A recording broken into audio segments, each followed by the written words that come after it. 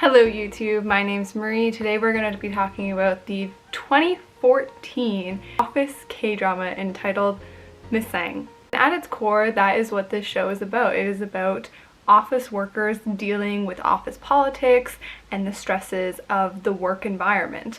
But our male lead is a 26X Go player who ends up getting an internship at this international trading company through his mother's connections. He is incredibly shy and introspective and quickly becomes the butt of a lot of the other interns' jokes and is targeted because of his background. He only has a GED while everybody else has, university degrees. So they see some hypocrisy, some unfairness there because he's been given this opportunity that they all had to fight really hard to get. However, it is because of his unique critical thinking skills and intense drive and work ethic that he is able to distinguish himself amongst all the other interns and really find a place at the company, developing a strong sense of purpose and camaraderie with his team. Now, Misaeng has a very large cast, and every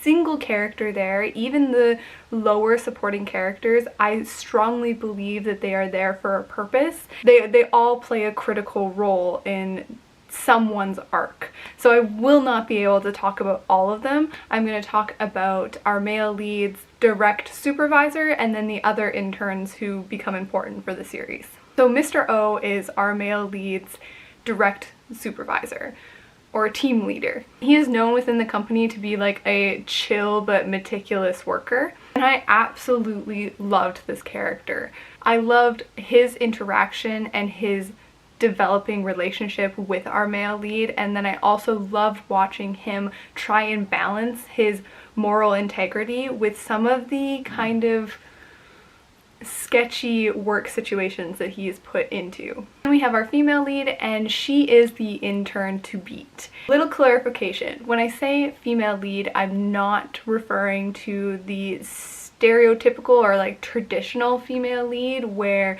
the male and female lead always end up in a romantic pairing. Romance is actually not a focus of this show whatsoever, so if you're looking for romance, you will be disappointed. Now, it is through our female lead that we explore some sexist attitudes that are present within office spaces in South Korea and also throughout Asia, but again, this is about South Korea. There is a lot more going on with her beyond just being a woman in an all-boys club kind of environment, which I did appreciate. I think I would have been kind of disappointed for the only female character of weight. There are others, but again, most of the cast is male and she's the one with the most screen time as a woman. I would have been disappointed if her purpose was solely to show sexism because, women, just as men, are multifaceted. We don't only exist as our gender. So I am happy to report that there is a lot more going on with this character, but I won't mention it here because it takes a while to develop. Like, her personal struggles are kind of presented as like a little bit of a mystery, and I really enjoyed that. There are quite a few questions that keep getting presented throughout the course of the series that keep you engaged, and her backstory is one of them. Next, we have a character who I will refer to as the pervert. He is the guy who's way too confident, a little extravagant, and quite annoying. Upon his first introduction, I instantly disliked him. I was like, ooh, you're one of those. You know the type. The ones that do absolutely nothing to contribute to a group presentation but swoop in at the last minute to get all of the credit. He was one of those. But like all of the other characters on this show, he has layers, many layers, and as the show develops, you get to really peel back those layers and see what makes him tick and his motivations, his backstory, and he actually became one of my top 3 favorite characters of the show. And his kind of arc and struggle throughout the series is he gets paired with a mentor, or like his next person above him is just like him. So his his superior, takes all the credit for his work, and then scapegoats him for any errors that arises. So there's kind of some, you know, poetic justice there. That lastly, I'm going to talk about this guy. Now, you may recognize him from like classic K-dramas like Moon Lovers, Scarlet Heart Rio, Midnight Runner, a movie I recently watched and reviewed, and then also the 2020 K-drama When the Camellia Blooms. And in this series, he is the intern that has it all on paper. You know, he's the best candidate. Like, he's got the schooling and the background. He's got the confidence and the drive. Like, essentially he has everything that our male lead lacks. However, he struggles to connect with his boss and find fulfillment from his work.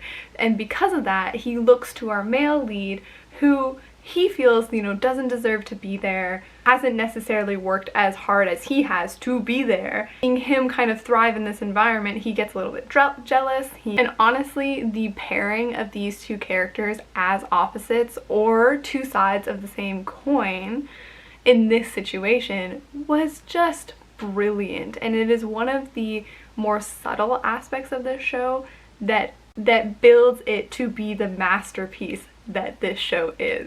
Okay, so you may be thinking, this is a 2014 release. Why has it taken me this long to watch this series? And frankly, I've known about this show for years. I think I was introduced to it maybe 2.5 years ago or so, when commenters on my Mr. review were saying, if you liked my Mr, you have to check out Misaeng.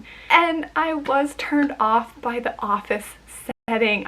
In my head, I was like, how interesting can it be? Like, really, like, how interesting can an Office Place character drama really be? I was motivated to finally put this show on because we talked about it a lot in my university class. I took Asia 367, which is UBC's contemporary Korean culture class last semester, and my professor showed many clips from this series. He used clips from this series to discuss, you know, sexism, workplace hierarchy, and then also workplace corruption, and many other ingrained systemic issues that are present within the Korean office workplace. But what really struck me from these clips is that they were maybe like 2-3 minute long clips. What struck me about them was how instantly I was drawn and invested to these characters. Like, I had no idea who these people were, the context surrounding these scenes, what was building up to them, and then what happened later. But I was like, I really like you guys. Like, I was invested based on short snippets alone. So I was like, dang, I better watch this series. And then I finally did. I binged this series in 4 days, and that might not seem very long, but there are 20 episodes and each episode is over an hour. I think some of the longer ones are an hour and a half, so this series is a time commitment, but it's totally worth it. Yes, the pacing for the last quarter of the show is a little bit slower than the rest of it. I'm not sure if that's just because I did binge it so quickly, so by the end I maybe was running out a little bit of steam, but regardless, I loved absolutely every moment of this show. And when it was over, I had the same sort of warm feeling of satisfaction and conclusion that I had when I watched My Mr. Now that I have finished it, I feel like I need to give the show almost like a mourning period. Like, I need to allow it to rest, give it a moment to exist before I can watch anything else, because I don't think I've watched a show about the human condition that was done as well as this one. It could be tied with My Mr. And now I totally understand why people put these two shows, and My Mr. is consistently within the top 5 of my favorite K-dramas of all time. I understand now why people put them in a category of their own. I want to talk about a few more pros, if you can believe it, before I talk about 2 cons and then give you my overall rating. So another pro I have for Misaeng is its humor. This is what I would call dark humor. done right.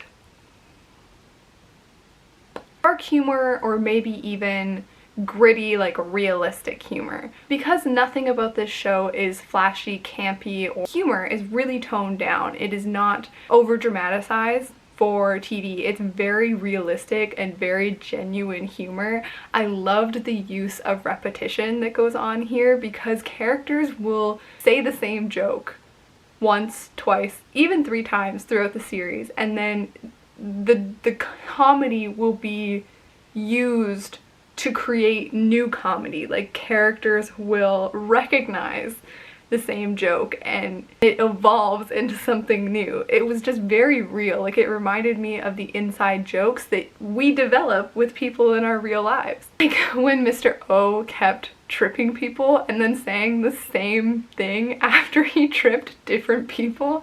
I thought that was hilarious. And then another pro is the costumes, because I noticed it several times throughout the show and I appreciated it every time. And that is because the costumes evolve with our characters. If I were to find a clip of Misaeng on YouTube on accident, say, and I just start to watch it, I would be able to tell where in the timeline this clip is taking place based on our characters' wardrobes. Because our characters' wardrobes reflect the position that they have in the company. When they're interns, they're kind of dressed in rags, to be honest. Like, their clothes are ill-fitting, it doesn't look like the greatest quality, and even in our male lead's case, they are hand-me-downs, which makes sense for an intern. And then it's very slow throughout the show that new pieces of clothing get introduced, and it feels very organic. It feels like they might have gone out with their third or second paycheck to buy a new like suit jacket or to buy new trousers or something like that, and I just really appreciated it. I loved it, in fact. Especially the wardrobe of our female lead. I have 2 minor cons. The first one being, I don't think there's a great indication of the time that has passed. We know, based on our male lead's narration, that, you know, time is passing. Like, the internship is over and then the 2-year employment contract is over. Like, we know that because we are told that. But it's a case of telling isn't as strong as showing, because outside of the office walls, the world outside doesn't seem to change. Like, we only get the same kind of like overcast, cloudy sky as establishing shots. Like, I would have loved to see rain, snow, the sweltering heat of summer. You know, I just think that the temperature or like the weather would have really helped to establish the progression of time. But again, that is such a minor con. Another con is that at the very beginning of the series, I feel like it sets up a storyline that is never fulfilled. Based on our male lead being admitted as an intern due to his connections, there's a little bit of a mystery of like, oh, who do you think got him the job? Like, who do you think his connection is? It must be really powerful for him to only have a high school like GED. Like, throughout the first few episodes, I feel like it's a really big deal, and then we kind of learn who it is and it never manifests into anything special. I just think it's a missed opportunity. Okay, what is my overall rating? I'm giving Misaeng a 5 out of 5. This is a masterpiece. If you're interested at all, you deserve to experience it. A few final notes. The first episode opens with kind of like an action sequence. May throw people off who don't know anything about the show going in, because it kind of sets the show up to be something very different than it is. I didn't mind it because I already knew going in that this was an office place melodrama. Like, that's what I knew that this show was. So the kind of like the action at the beginning didn't throw me off. It actually made me more curious because it gave me so many more questions. Like, this is supposed to be an office show. Like, why are we here? How did our characters get here? What's going on? So like the action worked for me, but I just want you guys to be aware of it, that like this show is not an action show. Don't get confused by the beginning. And then also, if you watch the first episode and are not into it, like you're not really feeling it, I think you're safe to drop it after one episode. I think the first episode is a very good indication of what the entire series is going to be about. And if you're not connected to the characters after the first episode, I don't know if you will. Because personally, I got connected to a lot of the characters after like 20, 25, half an hour. Like I was so in it like halfway into the first episode. So if you watch the whole first episode and you still don't think it's your thing, I think you're safe to drop it. You guys, this video is getting long enough. That's everything from me. Let me know down below if you have seen Misaeng or if I've convinced you to watch it. Have a good day, have a good night, bye.